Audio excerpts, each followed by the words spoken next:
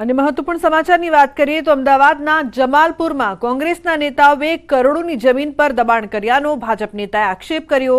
કબાડી market પર કોંગ્રેસ નેતાઓએ દબાણ કર્યું હોવાના આક્ષેપ સાથે ભાજપના ધારાસભ્ય અમિત શાહે એએમસી કમિશનરને વધુ એક પત્ર લખ્યો અને કોંગ્રેસ વોર્ડ સમિતિ પ્રમુખ સામે લેન્ડ ગ્રેબિંગ ગુનો નોંધીને દબાણ દૂર કરવાની માંગ કરી છે।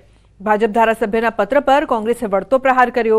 ધારાસભ્ય ઇમરાન ખેડાવાલાએ કમિશનરને પત્ર લખી ખાડિયામાં હેરિટેજ બિલ્ડિંગો તોડીને બાંધકામ ખડકી દેવાયાનો આક્ષેપ કર્યો છે। 2800 હેરિટેજ જગ્યા પર ગેરકાયદેસર દબાણ થયાનો પણ આક્ષેપ કર્યો છે।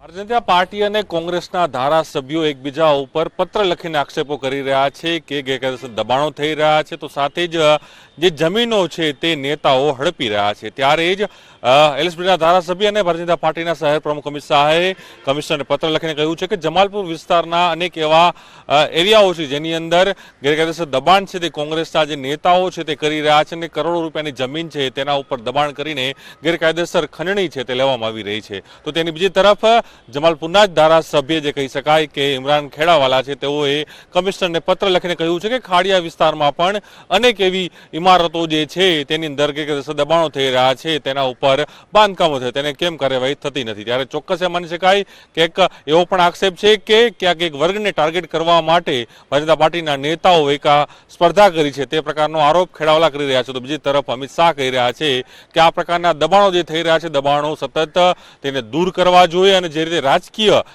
એક લેટર વોર ચાલી રહ્યું તે પ્રકારની ઘટના છે તે અમદાવાદ શહેરમાં સામે આવી છે।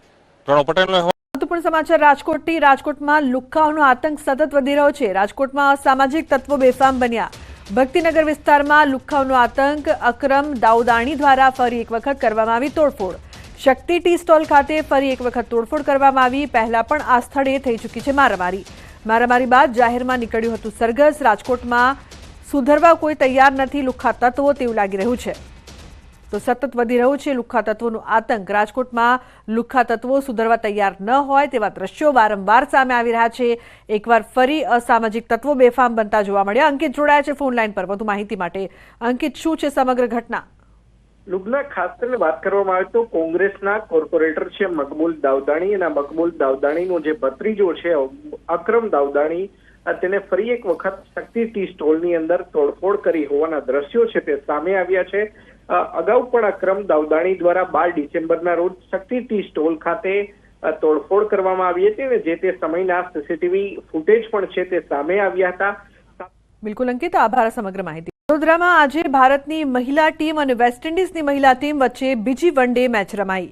આ દરમિયાન મેચ પહેલા મેદાન પર અનોખા દ્રશ્યો જોવા મળ્યા। ગ્રાઉન્ડ પર તૈનાત કેમેરા ટીમ સેન્ટા કેપમાં જોવા મળી। ક્રિસમસ નજીક છે ત્યારે મેદાન પર ઉજવણીના રંગ જોવા મળ્યા।